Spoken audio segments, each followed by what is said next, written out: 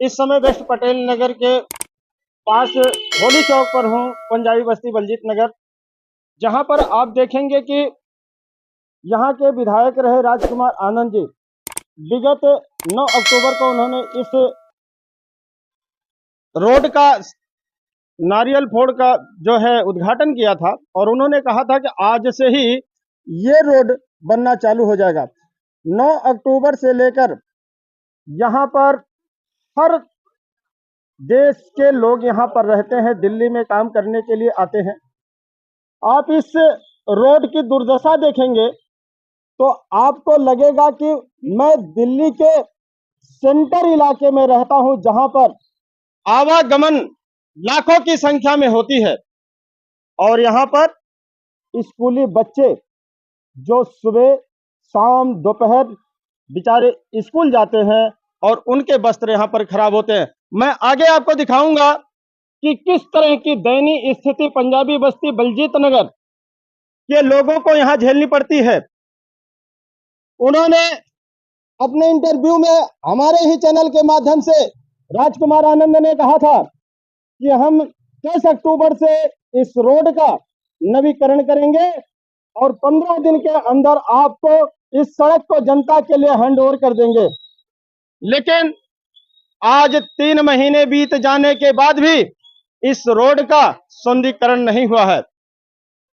क्या केवल जनता को इन्होंने गुमराह करने का काम कर रहे हैं, लॉलीपॉप दे रहे हैं?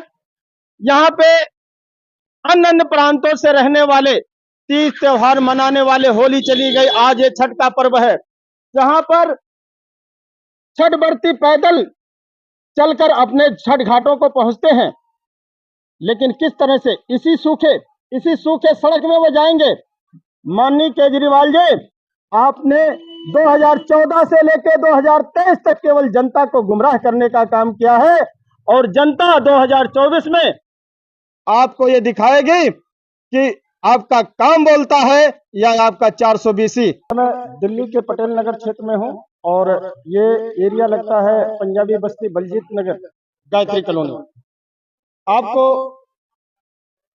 बताना चाहूंगा कि यहाँ पर माननीय विधायक जी राजकुमार आनंद, जो कि आम आदमी पार्टी से हैं, और उन्होंने विगत 9 अक्टूबर को यहाँ पर इसी सड़क का उन्होंने उद्घाटन किया था और उन्होंने अपने वक्तव्य के माध्यम से बताया था जनता को कि आज से ही ये सड़क यहाँ पे बननी चालू हो जाएगी।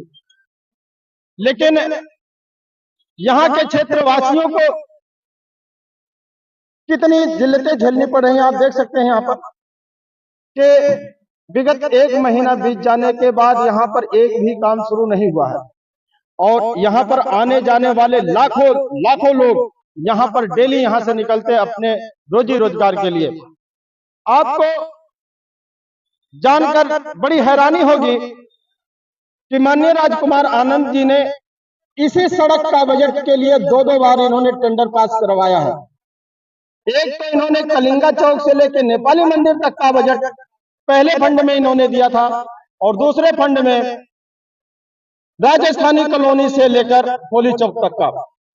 लेकिन दोनों फंडों में इन्होंने केवल खाना पूर्ति किया है, ना कि वहां पे उन्होंने यहाँ पे कोई भी कार्य किया, जिसके चलते यहाँ के जनता को इतनी परेशानी हो रही है। आने जाने वाले स्कूली बच्चों के लिए तकलीफें हो रही हैं।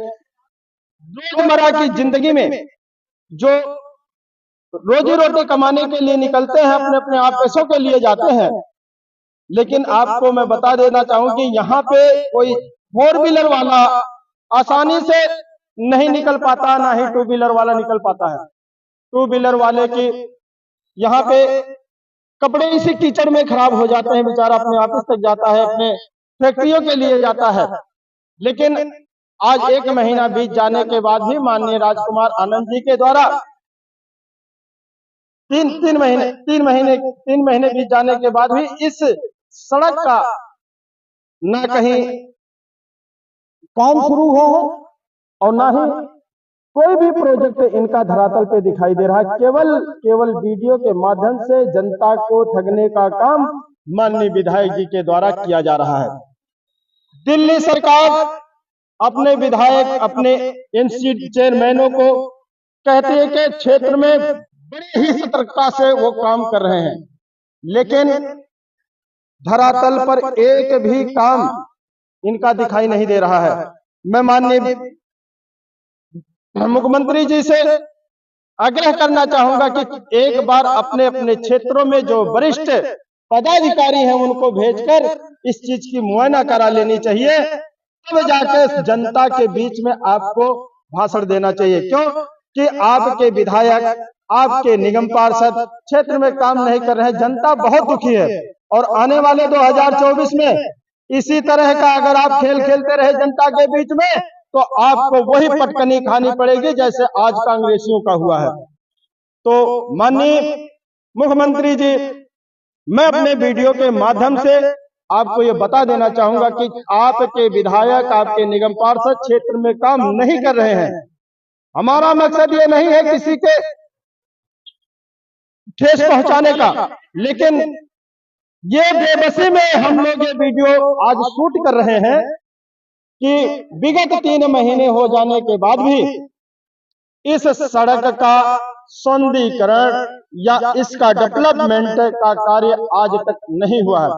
मैं अपने कैमरामैन से चाहूंगा पीछे जरा कैमरे को घुमाएंगे और देखेंगे कि यहाँ पे कितना कूड़ा पड़ा रहता है। जहाँ पे ये एक मंदिर बनी हुई है, आस्था का विषय एक मंदिर है, मंदिर भी दिखाएंगे जरा यहाँ पे। और इसी मंदिर के सामने एक गेट है रामजस का, जो कि यहाँ से लोग पार्क में जाते हैं, लेकिन यहाँ पे कूड़े की भरमार है। क्या एमसीडी के लोग इस तरह की साफ सफाई यहाँ नहीं कर सकते? अगर रोड पे झाड़ू नहीं लगा सकते, कम से कम ये कूड़ा तो साफ कर देते। ये उन और आप देखिए कि यहाँ पर निगम पार्षद कविता हजारीलाल चौहान जी हैं, जिसका नेतृत्व दीपांकर चौहान उनके सुपुत्र कर रहे हैं। लेकिन किसी भी इतिहास में यह नहीं लिखा है कि प्रतिद्वंदी के रहते हुए उसका कोई रिलेटिव उस चीज का जो है दायित्वमान बने। मैं कविता चौहान से भी कहना चाहूंगा कि आप इलेक्शन जीती, क्षेत्र के किसी भी RW से या किसी मंदिर प्रधान संपादक से आपने मुलाकात नहीं किया होगा, ना ही आपको कोई जानते हैं। लेकिन दीपांकर जी कौन से पद को लेकर क्षेत्र में घूमकर लोगों की जन समस्या को सुनते हैं? वो तो कहते मुझे कुछ पता ही नहीं है। तो आपने किस तरह का इनको जो है पदवी दिया है? ये कूड़ा करकट आप देख सकते हैं, इसी तरह का भरमार। तो यही चीज नहीं, पूरे पंजाबी बस्ती, बलजीत नगर, बेस्ट पटेल नगर तक की बात मैं बता रहा हूँ। वहां पे शाम तक जाओ तो इतना कूड़े का ढेर पड़ा होता है कि निकलने का मन नहीं करता है। माननीय विधायक जी, आपको अवगत कराना चाहता हूं कि क्षेत्रवासी बहुत दुखी है इस सड़क को लेकर। आने जाने वालों को इतनी परेशानी हो रही है कि ऑफिस निकलते हैं, जूते खराब हो जाते हैं, कपड़े खराब हो जाते हैं, गाड़ियां का गाड़ियां जो है डैमेज हो रही हैं। तो इन सब चीजों से निकलकर बाहर आइए और जनता का दुख दर्द दीजिए। सदर प्रभात मीडिया, दिनेश कुमार भारद्वाज।